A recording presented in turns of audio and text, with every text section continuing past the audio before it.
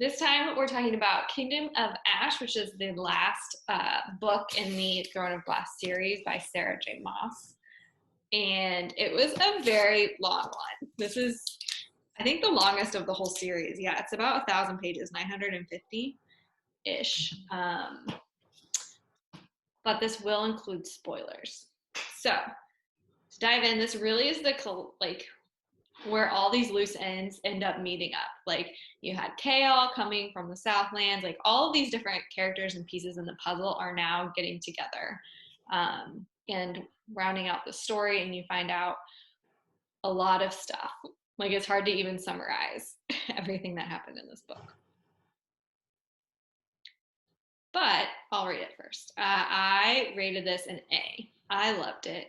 I thought that it really tied up all the loose ends, and I was happy with where a lot of the stories ended up, and it wasn't like super cliche in how I thought it would all turn out.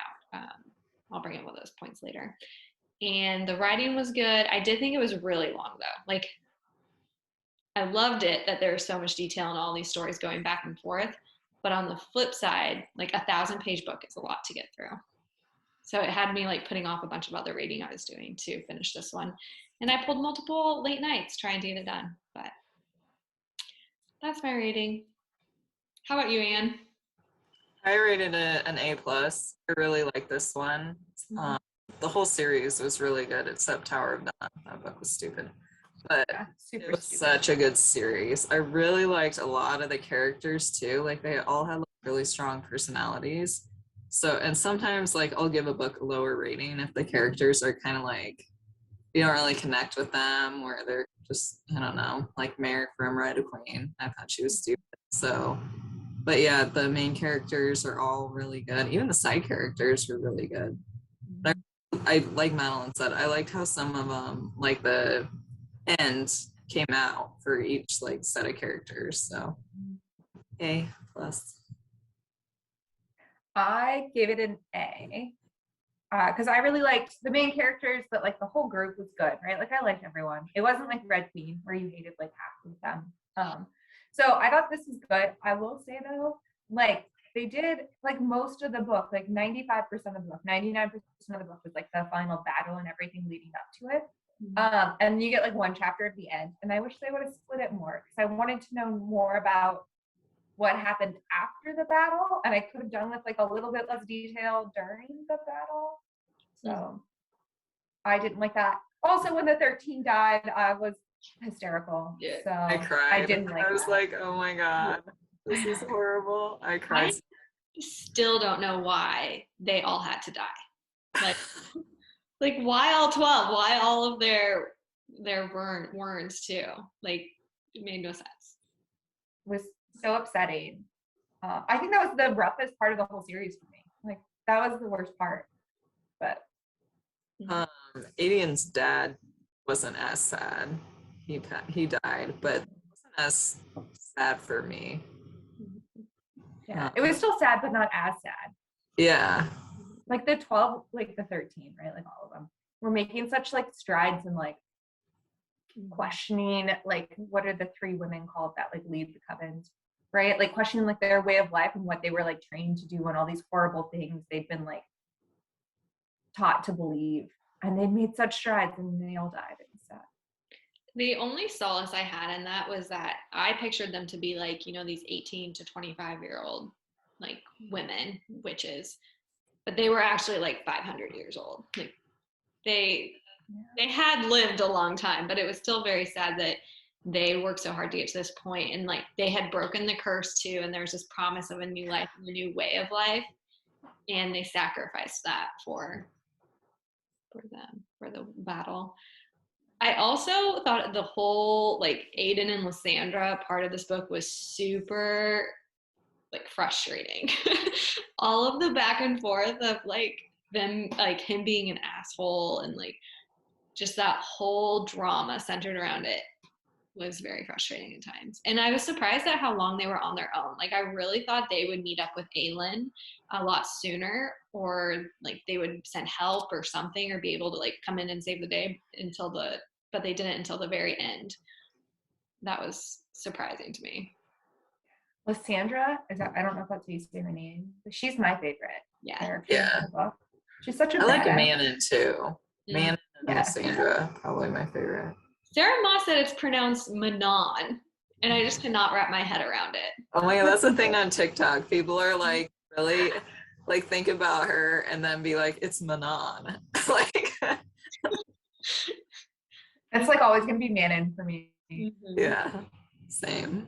Yeah, I'd say Lysandra is my favorite too, but as like a main character, I think Aelin is so badass. Like I really liked her and how strong she was, but also how she obviously like loved Rowan and used him as support system, but she didn't need him. I like that it was really her story, true to the end of her. Yeah. I think she's better than. Oh, go ahead. Go ahead. I was gonna say I like Aelin better than Feyre. Mm-hmm. Yeah. I was gonna say, what was I gonna say? Oh, I liked Lorcan and Elide too. They were one of my favorites. The whole scene where she like saves him from dying. Oh my god, I was like freaking out. I'm like, if he doesn't make it in time, I'm like just gonna lose my shit. That was another one, like with the 13, I kind of wanted to see what happened to them when they went back to their land. And then with Elide and Lorcan, I'm curious what happens with them too, since he's immortal. Like I know it hinted at the fact that he might like give that up, but it wasn't clear. I don't remember. No. But I don't. So okay, and the other thing that I was kind of confusing with me, Elide, she's part witch, right? But like very, very small percentage or something. Yeah. Is that right? Okay. Is Elide immortal? We're not sure. She's part witch for sure. I'm gonna Google it.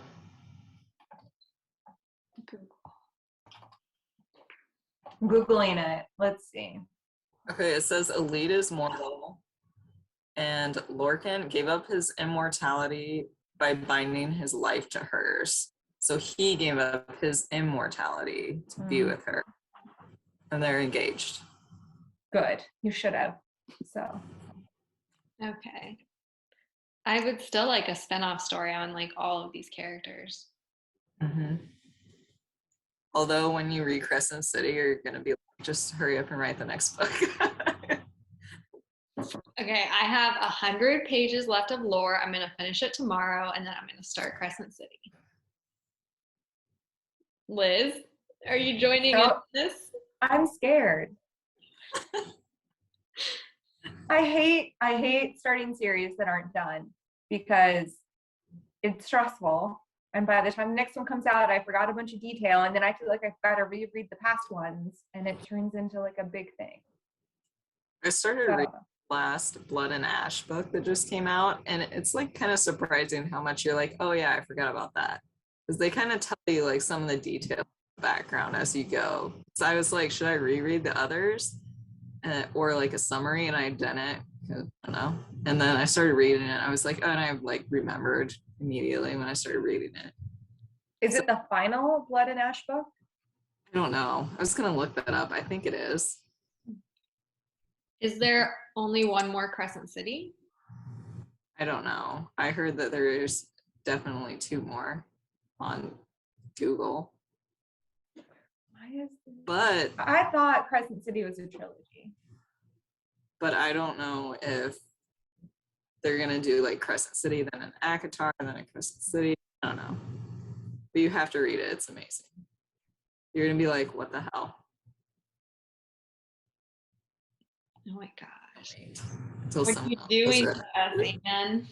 I know.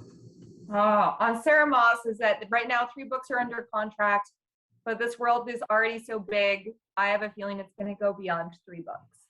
Oh my God. She's killing me. Well, at least she like gets books out like once a year, so that's good.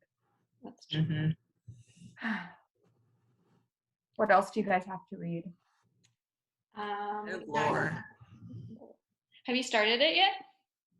No. You'll fly through it. I was reading The Last Blood and Ash, and then I was going to start it. We still have this too. Yeah. Do you have yours, Mad? Yep, I got it. That one should be quick. We can do that one. All right, so You can do it oh yeah, it's only 150 pages. That's not bad. I'll read that in like an hour. Just kidding. Andrea will. whoa, guys, I could claim some free Louis L'Amour playing cards. What? You should get those. More savings inside? How do you sign me up? Or I could get the latest wall calendar. What do you think would happen if I actually sent this in nowadays? Nothing. Oh I no. bet. What year was the book name? My goodness, you will not believe this. What? Look at where this returns to. What are the chances it goes to Des Moines?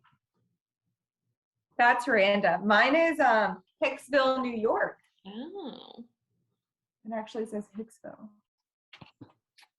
that's so funny. Okay, so we got Lore coming up. We got Kilroam coming up. We're going to read Crescent City 1 and 2. It's a lot of awesome book reviews. We've got a lot. But we would highly recommend Throne of Glass series. We love it. We all rated it A's. 7-book series, fan-freaking-tastic. This is the final one, and it wraps everything up. Complete series. Love it. Go read it. Go like it. Go follow us. We need more subscribers. Do it now. Bye. So we can quit our jobs. Yeah.